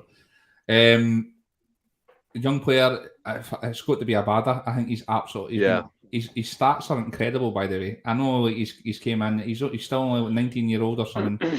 His stats are incredible, and what he's done since he came in was superb, and he's been asked to play in a number of different positions. He's definitely got one for the future. Hopefully we keep hold on for a long, long time, because he's a real prospect. Now, the goal was the toughest in them all, and again, there's lots and by the way, I think one that's been bypassed a bit much was Kalmax against Midtjylland, where he's hit it on the chest and hit that volley. And what a goal! And O'Reilly's at the weekend that was in there as well. I know it was only recent, but that's unbelievable. Yes, everybody that's watching, Martin K has it nailed. Cheers, Martin. But for me, I'm going to go Kyogo's. I went for Kyogo's second in the cup final, because the first half was a bit tetchy. The guys was like 60% fit and won the game himself for us with his movement. They had scored. His first goal was different class as well, by the way. The first touch and finish. But the second goal, he again, quick movement in the lob and the celebrations afterwards. Just so that for me, that was probably one of my favourite moments of the season. So I went for that. I think in the comments as well, Paul Dad's come in, Kalmak, Abada, and Kyogo's going to the final. Alistair What Jack, one? great shout for this. What one? Carter Jake? Vickers. Carter Vickers, player of the year. Kyogo, goal of the season for Hibs. Abada, young player of the year. Lanky67 wants us to do as a transfer request. Martin to replace Franny. So, What's your terms? What's your terms? Franny's on a Bosman. Franny's on a Bosman in 3 months. So Fucking cheers. Anthony, what are you saying about the awards? Take Where your them head's off, at with the top players? I've not voted yet, mate, but I must admit that my 3 will be the same. McGregor has to be player of the year. You know, if there's been a game where he's been below an 8 out of 10, I've still to see it. And you can't argue with what Abada's done, young lad coming over here in these sort of uncertain times with a big price tag as well. You've got to think, I think he might even be a most expensive signing last summer. I think we spent more on him than we spent on Kyogo. Who? So Abada. 5 million. Oh no! Abada, no. Yeah, man. Well, Kyogo's about 5 million. Wasn't much in it. There's about $500,000 between them, I think. Yeah. So, but still a massive Irrelevant at this outlay stage, on a teenager. Still a massive outlay on a teenager, and he's come in. He's went off the boil a couple of times, but he's always roared back. Scored a great goal in the 3-0 derby against Rangers as well. So he's right up there for young player of the year, captain for player of the year, and O'Reilly's goal would be a very close second. I would say, but the goal in the cup final, I mean, that's I still can. Me, I'm pretty decent with words, but it's just every time it's one of the greatest goals I've ever seen. I could watch it all day on repeat. It's the goal equivalent of Modric's assist during the week. That was ridiculous. Stunning. I've not seen it yet. And mate, we have just to give him the goal of the season to Kyogo. just go Google it. Brilliant. Kenny comes in. Kenny comes in. Ross says, Kalmak player of the year, Abada young player of the year, Chloe Warrington women's player of the year, goal of the season. Much like Anthony said hello, Anthony picked it for second. O'Reilly against the Johnson, 40-odd passes, thing of beauty. Are you agreeing with that? Me? Yeah. Can't mind what you're not asking me anything. You tell him, Franny, it's shite getting company last, isn't it? I'm trying to switch it up. I'm not left on his last for ages. I know. Listen, I can't even mind what the guy said now, to be fair, so I'll just tell you what mine is. Kalmak player of the year. You can't argue with that. My player of the year, I think both Wally and Franny have went with Kalmak. I've went with Carter Vickers. Purely... You're just telling everybody what I've went with, aye? What? I'm not telling anybody what I'm going with. I don't know what's happening here. The name of 69's this cup final. No. I know it's. Did they ask you? No. So what are we on about here? I don't know. Crack on, Ross. Crack on, Ross. I have no idea what's going on. Aye. I've went with Carter Vickers player of the year. Just purely because Kalmak's been unbelievable. The guys have made great cases for him to be player of the year, and that's not a thing I can disagree with. The only reason I went with Carter Vickers is because although he came in at the end of the transfer window, he came in, he's been a mainstay, and he's been totally so important to what Celtic have wanted to do defensively. And I think you build for the back, and Cal McGregor's had a wee period out of the team, and due to his facial injury, and we did cope without him. And I'm not saying for a long period we could cope without him. Cal McGregor is the only one in a midfield 3 that's nailed on. But for me, Carter Vickers has been in that team constantly. He's never missed a game, and he's just paramount to what we do at the back. He's a phenomenal player. And in recent weeks, in big games, he's popped up with big goals. So that's the only reason. But again, I can't disagree with Cal McGregor. You could give him it in April. There's a number of guys who have been outstanding for Celtic this year, and it just pays to the season we've had. Young Player of the Year, I think it's, if anybody says anybody other than yeah, okay. But if anybody says anybody other than Abada for Young Player of the Year, then you've not watched Celtic this season, and that's the only reason. Because Anthony outlined it perfectly. I can't add to it. If you don't think it's him, you've not watched Celtic. And goal of the season, again, like Wally, such a difficult choice. Again, I can't disagree with what the guys have said, but I've picked Rogic because in a season of the collective, that was an individual piece of brilliance, and that's the only reason I picked it. It was like we've touched on. It was again Tom Rogic at his ultimate best, gliding by players, dropping the shoulder, and then that finish that is totally synonymous with him. Left peg, curls it into the far corner, just uses a defender. Beautiful goal, absolutely beautiful goal. And we were all in that pub. Anthony was there in body, but not in mind. It was a great day, and it was capped off. Capped off with that beautiful goal. So I went for that. Brilliant, mate. Brilliant. And Franny, don't think I forgot, buddy. My deadly duo partner, the best till last, as always. You know what I'm like. But I mean, there's a couple of there's a couple of shouts in here. Paul Dent, your friend again, Ross comes in saying Heart's another shout. Chris D, CCV, Ricky Hatate's picked Hatate's goal against the Jambo. So far away, what are you going with? I think you could make a case for Joe Hart, and you could make a case for, well, Ross has made a valid case for CCV. I think I wouldn't necessarily argue against that. For me, it has to be Callum McGregor as well. It's just he's taken to that captain's role and just taking his game to a different level. And like Anthony said, he's been so consistent throughout the season. Even just a couple of weeks ago, him and Tom Rogic, in fairness, just taking that game by the scruff of the neck, and we're like, right, we're not getting beat today. So for me, it had to be Callum McGregor, but like I say, you could make a valid case, I think, for Joe Hart and for Carter Vickers. Young Player of the Year, like everybody said, it's especially with the candidates, it's got to be Abada. It's got to be Abada. Like Stephen Welsh, I think he's just there just because they've put a homegrown player in it. They want to have that there. Tumble, he's there for giggles. Yeah, if Tumble didn't get injured, I think he's definitely in the argument. And if O'Reilly's there for the start of the season, he's in the argument. But it's just Abada's not had an injury, so to speak, and I think that's what's kind of caused Tumble not to come into the equation for Young Player of the Year. But in my goal of the season, I'm going to the cup final again, but I've actually went for the first goal. What a goal, man.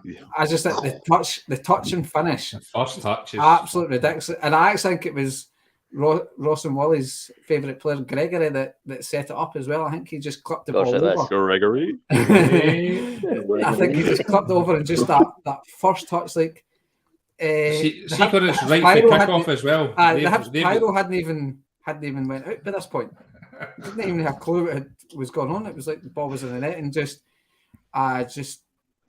I mean, his second goal's ridiculous as well. But for me, the touch and finish, because it was so instant, just the way he killed it and just stroked it in. It was brilliant. Yeah. I think if that was the one to win it, see if that was a goal to win it, I think I would have picked that. It's one of them, but see, sorry, just to jump in as well, Ross, brilliant point again, as usual. Best on it. Listen to this guy. You get out of These twin brothers still together. I totally agree with what he's saying with CCV, but I also think the same with Calmac, and I would probably say Joe Hart as well. We've talked about especially the last few weeks, about how much your squad is. No, I'm not 100%. Man. No way. Hey, let's go around and ask about. Captain. What was I saying? We talked about how much your squad, what a job Postecoglou's done, and we've got a number of players that are unbelievable talent in each position. We've talked about how if Rogic comes out and O'Reilly goes in, there's not a massive drop off. But Ross is bang on. There's players in this team. If we lose them, we're up shit creek without a paddle. And when he said that, I was going through the team and I thought, him, Calmac, and Joe Hart are the three. I would probably say that if one of them comes out the team, we're in trouble. We're in a bit. And that's not saying that Kyogo is probably our best player, but he's went away for 3-4 months and we've not missed him. So I think if the likes of Carter Vickers or Joe Hart came out the team, we would properly miss them as a team. So yeah. I reckon as for player of the year, one of the three for me, I would not argue against you. But see what you're saying there, Willie, about obviously, I totally agree. Hart, Carter Vickers, and Calmac. That's essentially the spine of the team, and then you've said Kyogo comes out, and I think, we haven't missed Kyogo, and I think that's only because of how well Giacomakis has been the second half of the season. 100%. Aye. Is there somebody that can come into Hart's role? No. And do the same job? Is there somebody that can come into Carter Vickers' role and do the same job? No. Calmac? No. And I think if Giacomakis wasn't there, then 100% we'd have missed Kyogo. But because of Giacomakis, and that you can't. That's the biggest compliment you can pay that guy. Yeah. And even when you talk about, see, when at the start of the season, we were all saying that if we don't sign Jota, it's the craziest thing that Celtic board have ever done. And I know there's talk of him, he's getting offered 3 times as much at Benfica now to go back, and it's his home club and all the rest of it. And if I heard this at the start of the season, I would probably be on my knees, probably in the fetal position in the shower greeting. But at this moment in time, and I'm not. There's no way I'm saying that I want to look. I want nothing. I think it should be a priority for Celtic to get CCV and Jota in next year, and see if we did no more transfer activity. Obviously, there'll be a bit of uproar and stuff. I think we needed 1 or 2 more, but I think I'd be pretty happy, to be honest with you. Yeah.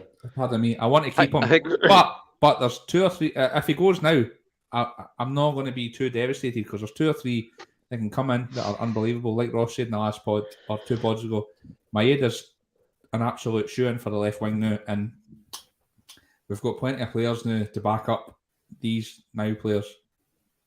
Yeah. I think as well, before we move on here, some mentions in the comments section. Alistair Jack, surprised you boys didn't mention Taylor, but their true colours come out now when the real players on the team. I mean, see, to be fair, Brown Warriors come in and a comment up there, Anthony, coming to you saying your tap's brilliant. He really likes the tap, so thanks for that, Brown Warrior. It's a great tap. We all like it as well. Like Brown Warrior. Brown Warrior always comes in with brilliant comments. Joe Finlay said he's quite knowledgeable. Maeda, based on the full season, I think the players have felt that. What a team player. Unbelievable. Kevin, Hart, CCV, Star, and Calmac have been a diamond. This league has been won on. I totally agree with that. Well, I don't want to put all my eggs in the basket here, but I think we're aiming towards this league title on the treble. And we'll move on, boys. Drum roll, please, to the cup semi-final against Sevco Rangers, the Rangers, Anthony. There's been some breaking team. Old Firm FC. New Firm FC. What was that branding all about? It's embarrassing. But like Anthony, there's been some team news come out of Celtic in the recent days. Postecoglou's confirmed that Giacomakis won't be fit. Rangers are coming off the back of a result against 9 men who were broken, couldn't run anymore. Braga, now they're in the semi-finals, which is great of European competition. We always Celtic will get there. I'm not going to lie, I do. But this game, based on previous results, I'm still confident. How you feeling? Yeah, I mean, the game in February, we absolutely blew them away. It was just absolutely sensational stuff. And when we had to fight for it at Ibrox, we did the same thing. So, pretty confident in terms of, not in an arrogant way, but the evidence suggests that Celtic are more than up for this and are more than prepared to battle to get our place in the final. I think, obviously, Ross was just saying there about Giacomakis' contribution in the absence of Kyogo since Christmas has been absolutely vital. And it's a big blow that he's not going to be able to feature. But if you've a guy who's stepped up can't make it, it's always good to know that the best player in Scotland's, he's there in reserve to step in. So we know he's not going to be 100% fit, but we've seen what he can do at Hampden when he's only 60-70% fit. But we need everyone to be on their game. In every sense of the word, this is a historic weekend. Obviously, you've got the small matter of Hibs and Hearts tomorrow before Celtic and the bootleg Rangers take to the field on Sunday. So it's going to be an event. There's no two ways about it. We're going to be.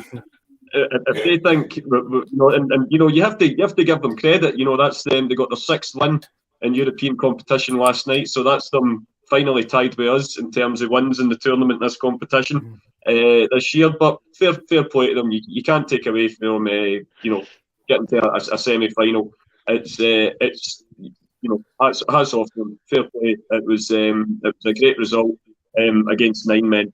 But we're ready, and we're ready to go, and we'll see he's on the pitch. You just drop it in there, don't you, Anthony? Just move on quick. Oh, that's brilliant how you do it. But look, Franny, we salt bagging on there. But Franny, come to yourself. Second, Franny. So you've got time here. I mean, this game, as Anthony said, a historic weekend. There's 2 derby games: the Edinburgh derby, the Glasgow derby. I know they have posters and all flags and other ways, but their branding is up their hole. But get into it. Yes, Anthony's right. They've get in. They are getting into a European semi-final, which is great. I mean, I'm not going to lie. Celtic, I want us to be there or challenge them. Stop making me laugh, Ross. And then you've got our recent form getting into these games. We've smashed them, and then we fought for a win. How you feeling?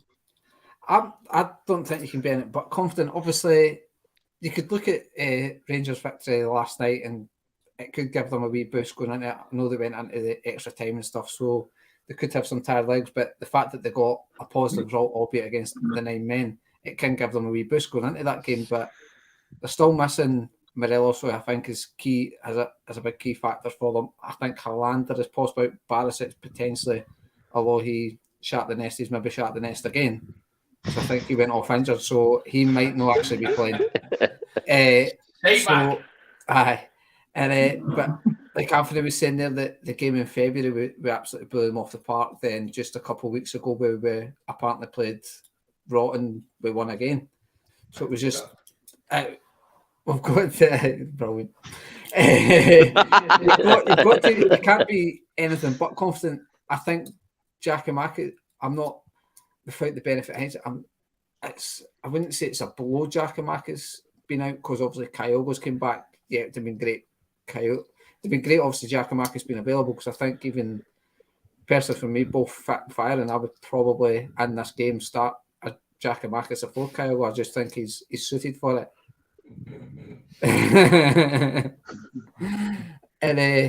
But it's good that obviously Kyogo's coming back. It would obviously be better if he had more games under his belt to be up to sort of the mark sharpness and stuff, but at least we've got him to fall back on, so to speak. So the way we've been playing, the form we're on, the last 2 games against them, you've got to be confident. I think the pressure's more on them to win this, because domestically, for me, the league's done. There's no way we lost more than 2 games out with 5 left.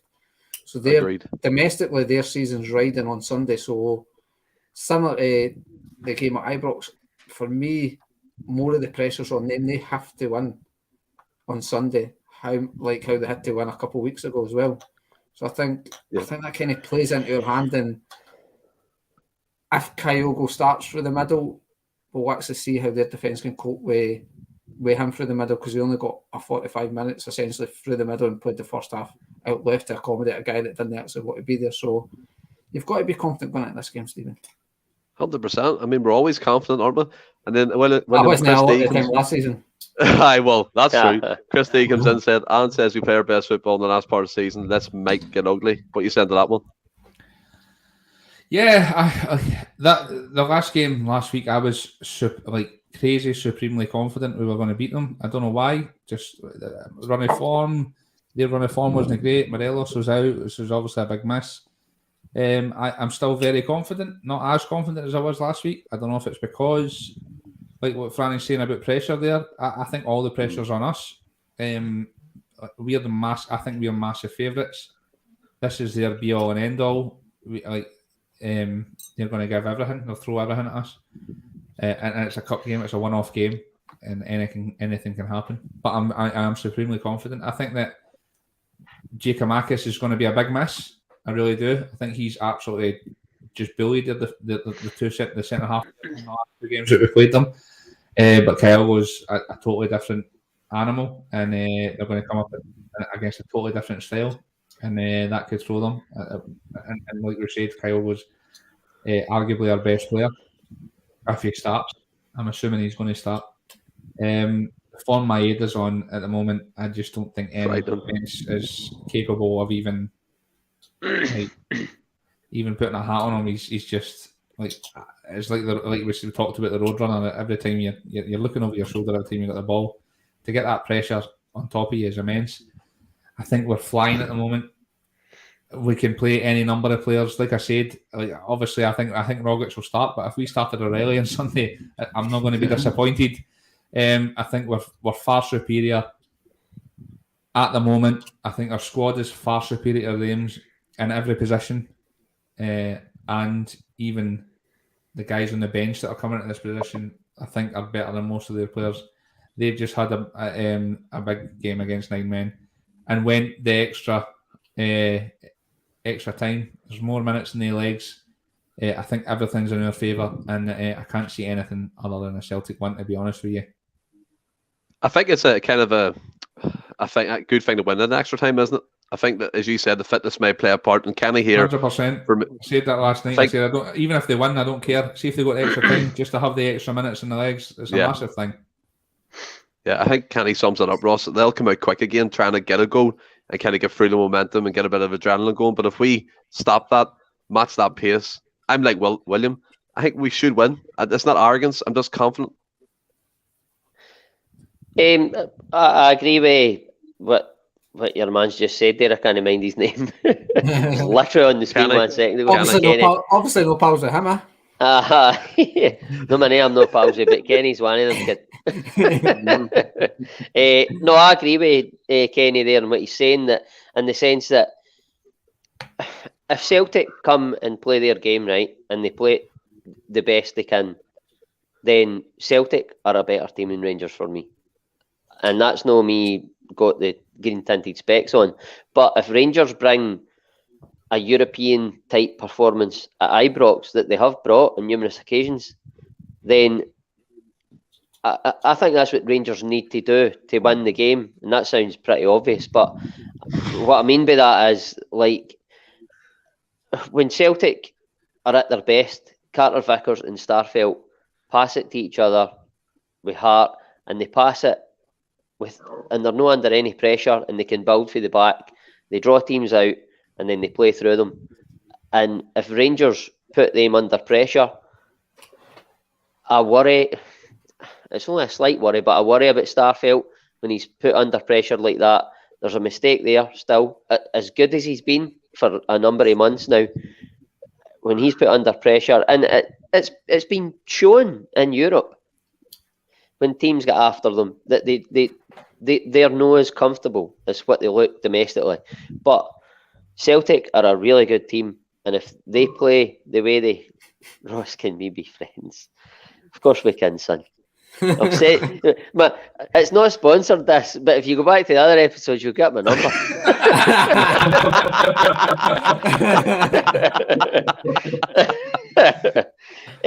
I've lost my train of thought now. I was deep in chat there today.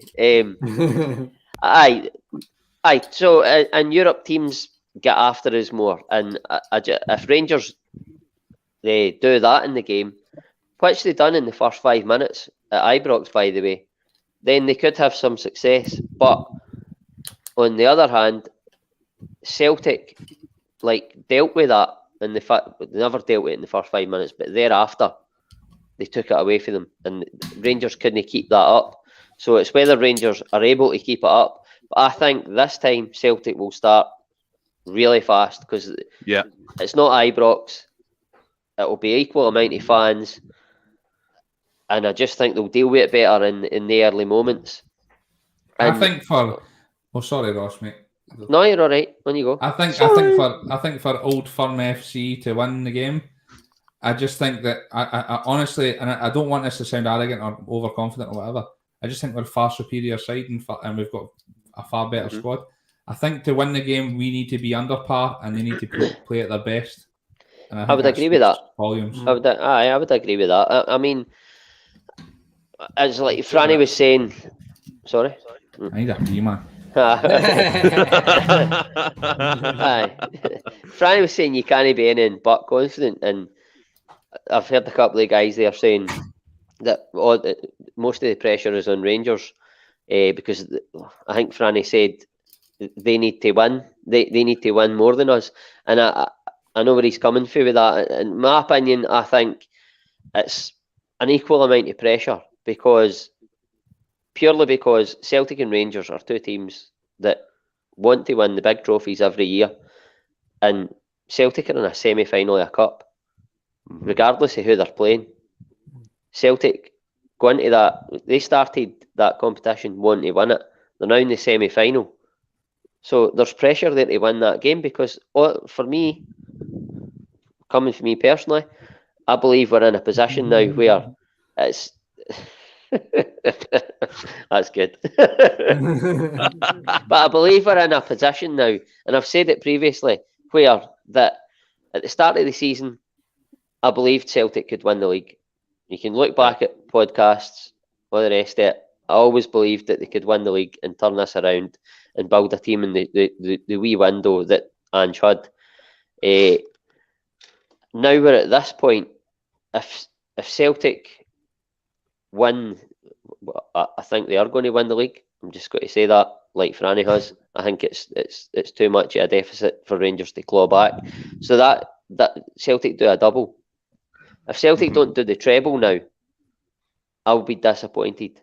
I'll be satisfied with the double, but I'll be massively disappointed if we don't get the treble over the line, purely because of how we're playing right now. And Ange has said it for months that he wants his team to peak at the business end of the season, and I think over the last 3 or 4 weeks we've seen us doing that, and we didn't quite believe it at the time that what he was saying, but I think we're realising what he was saying is coming to fruition, and I think that right now if Celtic don't do the treble, I'll be gutted, I'll be disappointed, but I'll be satisfied with a double.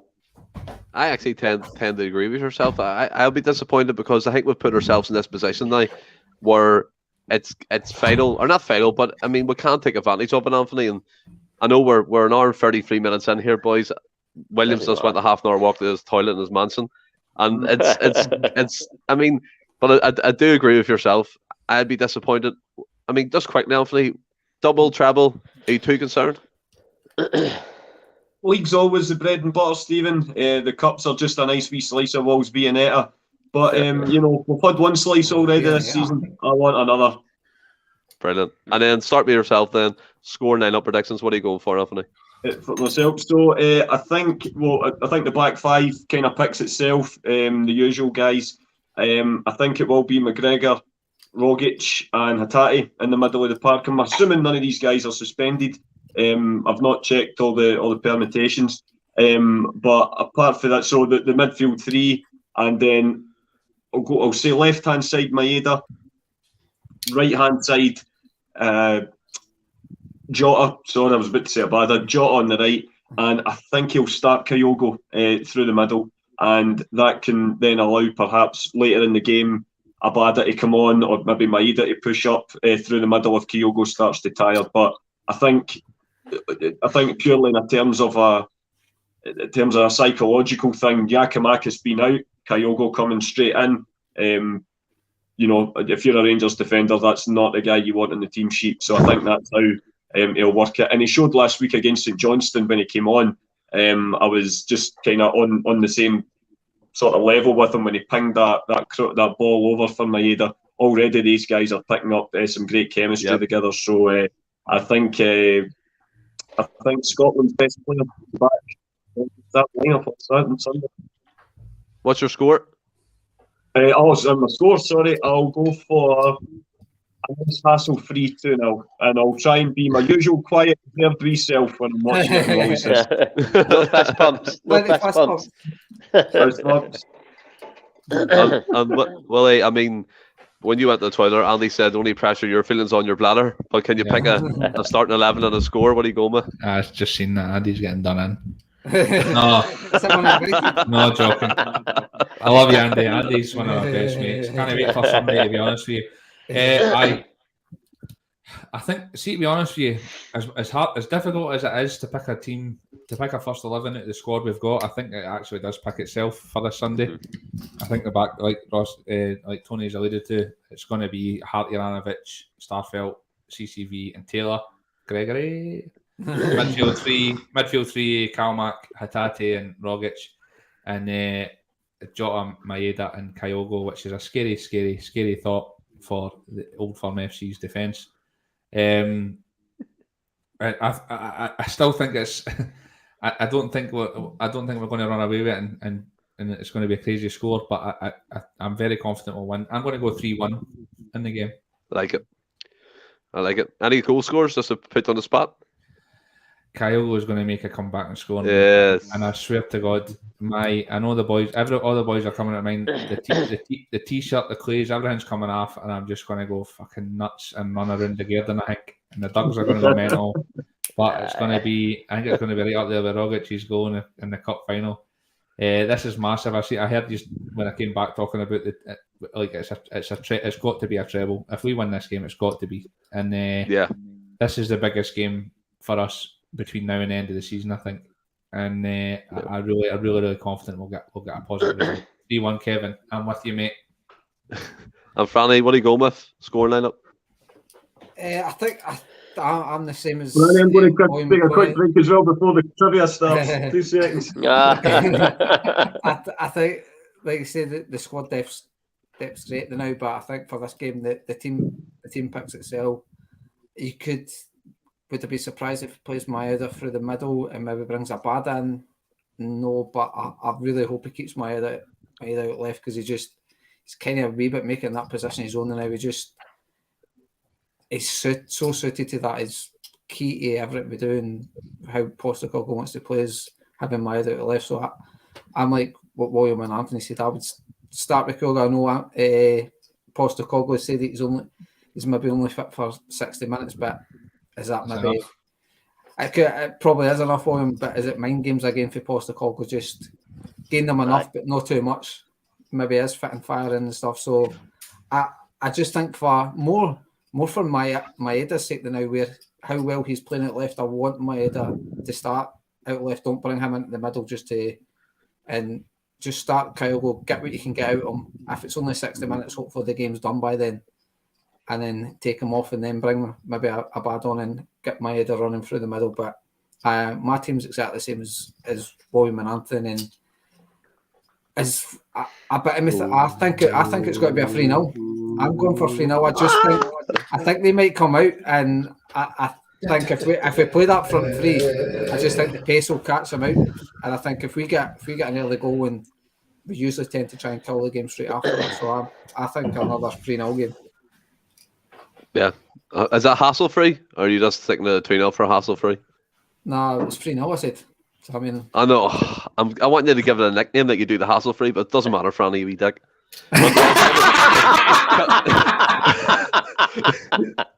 Brilliant. What about yourself?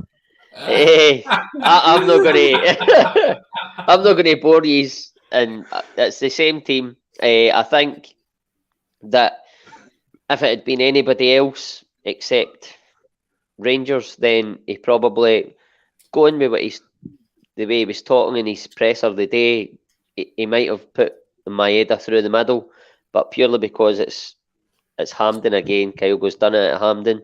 He's done it 60% fit. I think he'll play him through the middle, and he keeps Maeda out left to look after, which is a very, very dangerous player, no matter what you say about him. Tavernier. He's probably out with Morelos, their most dangerous player. You can maybe make a case for Kent. Sort of contradicting myself here now, but hey ho. Never. Are they funny? but I think Maeda for me has to start any game against Rangers now on the left hand side to nullify him.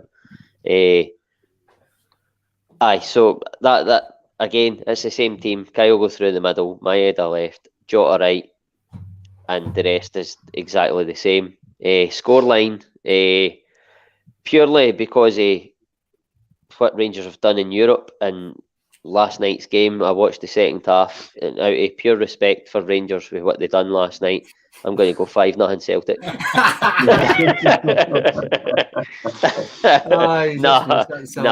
Okay, fish.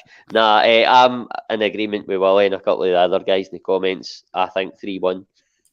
Can I just say as well, Kenny comes in here saying, just want to say this is a brilliant pod, but great crack between you boys, love it. And we love you watching it, get the ball, Kenny. Thanks for that. Kenny. Class, man. I mean, me, myself, I'll go Hart, Juranovic, Vicker, Starfelt, Taylor, McGregor, Hatate, O'Reilly, What? Abada, Maeda, and Jada. That's just lost 3 viewers. Steve is desperate for that text message on Sunday. Call that. Call that. What are you saying that for? I'm just going to talk. I'm just going to talk absolutely. I fucking knew it, didn't I? I knew it. That's it. I'm just going to talk absolute pish, so that when it happens, I'm right. Aye. He accidentally believe that's got to be the team. He just no, it doesn't. He not. Different. I'll go. 4 guys have said the 3-1. same team, and you we're on our 30s. He's only 27. He's so immature. I'll go 3-1. But here, I mean, it's been a great podcast. We've came to the end of the whole basically show, right? But Anthony kind of mentioned it there when he went for a piss. We're going to do a wee bit of trivia. And I'm going to be honest, guys, this is Scottish football trivia. I mean, Scottish Cup was a bit one late, so it was like, there's no point. We're going to go 2 teams. So it's going to be Anthony against Francis, Ross against William. Thanks very much. Right? And the way it works is, it's the best of 5. It's the best of 5, right? So obviously the first to 3, you go through to the final, same blah blah blah. So it continues, right? Okay. I'll start with Anthony and Francis. Let me know when you're ready, and we'll get cracking. Yep, good to go. No problem at all. Question 1: out of the 4 divisions of the Scottish Professional Football League, which club comes last alphabetically? Queen's Park Rangers. What? This English. Mate, Anthony, it's over to you. Which team comes last? I mean, I'll give you a clue. Whoa, Nicholas. Oh, God. Franny just about to Jake off here. Right, so out of the 4 professional leagues, which club comes last alphabetically? I mean, how long do you get? I can't think. We're passing. Many teams play. Aye, we'll pass. Aye. Stranraer. I thought there must have been somebody beyond S, but there you go. Right, question 2. Is that Rangers? Which Scottish? No. Which Scottish club's ground? Which Scottish club's ground pets its name from the piece for place of manure? You what? Which Scottish club's ground, so stadium, gets its name from the piece for place of manure? Are you playing the Riddler in your Batman film? No. Think about it here. Think about it here. It's like they're in the Scottish Premier League, I'll give you that. Right. Oh, I know what it is. Do you know? Sure I do. I think so. Oh, there's someone in the chat's got it. Don't look, you bastards. I'm not looking. I'm not looking. I don't know what I'm doing. I didn't even care how you look in the chat. So near they are. I've not got a clue. I'll say Tannadice, but I don't really understand the question, if I'm being honest. I'm going Franny, go ahead. Pataudry? Yes, Franny gets it. 1-0. Well, I was right then. Yeah, no. Question. I was thinking Dingwall. Question Dungwall. 3. Dungwall, that's what I was thinking. Silence, please, boys. Question 3. When the first ever Scotland versus England match was played in 1872, the Scottish team were made up entirely of players from which club? Rangers. Queen's Park. No. Yeah, Anthony's got it. He just One went in the each. tour yesterday. He probably got killed that. Question 4. Who holds the record for Scotland international appearances, having played 102 times? I mean, just ask Kenny another Douglas. question if they've been on the Scottish tour. 2-1. 2-1 to Anthony. How do you know get that, Franny? I mean, I bet Fucking Kenny Dow day long. you've asked 2 Scotland questions on a guy that was in the Hamden tour yesterday. Question 2-1. See if You you don't get even this the next one. Hamden tour to get that, son. Right, you ready? Yeah. Queen of the South are located in which Scottish market town? Oh, wait there, I text Higgy. Phone down. Come on, boys. Market Town. Cowdenbeath? No, because that would Nope, be Cowdenbeath. Franny. Dumfries. Yes, 2 each. Yeah, well done, Oh, Franny boy. Well done, kid. Right. Can I get Okay. Kenny Dalglish? What he fucking wires in with that?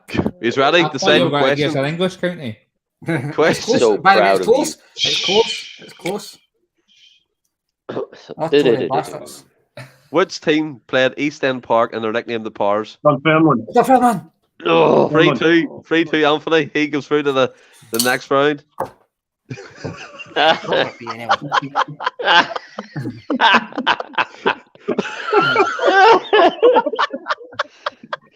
Fucking Ian Beelan. Oh, That's the best thing I've Oh, seen no. since the guy what's that? Come dine with me. Fucking through the Hi, night Lisa. on stage. Hi, Lisa.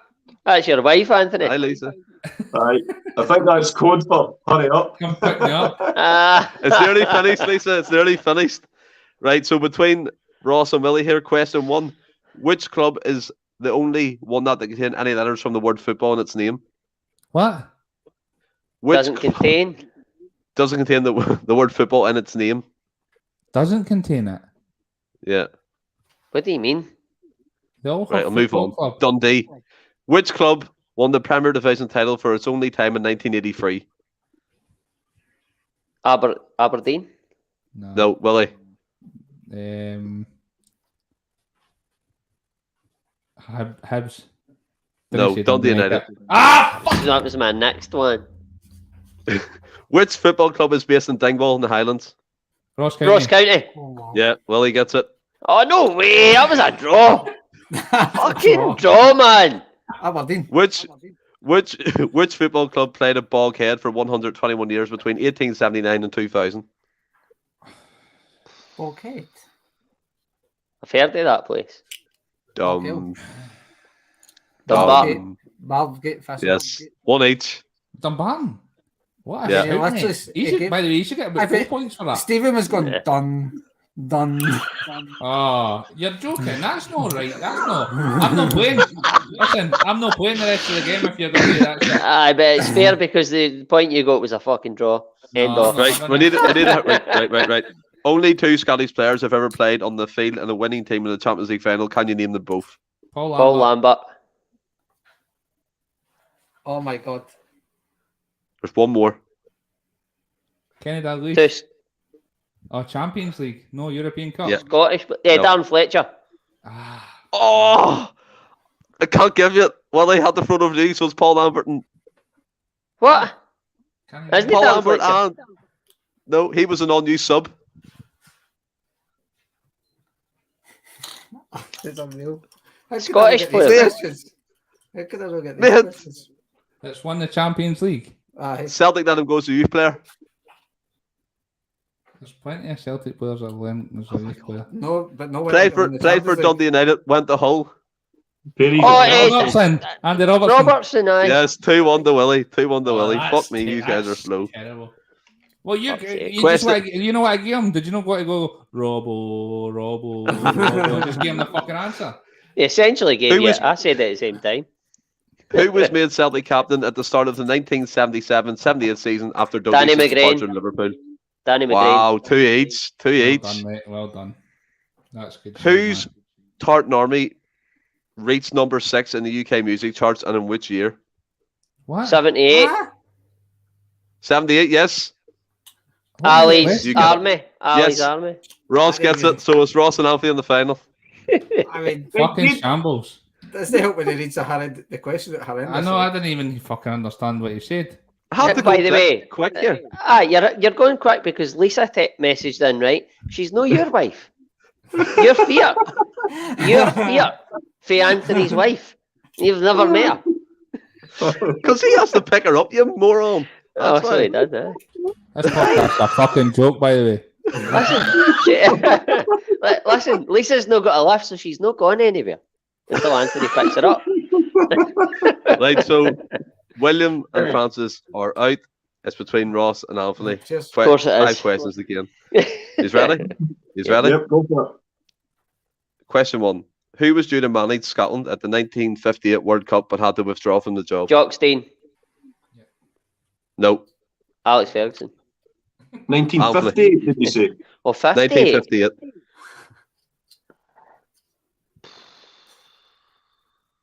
No.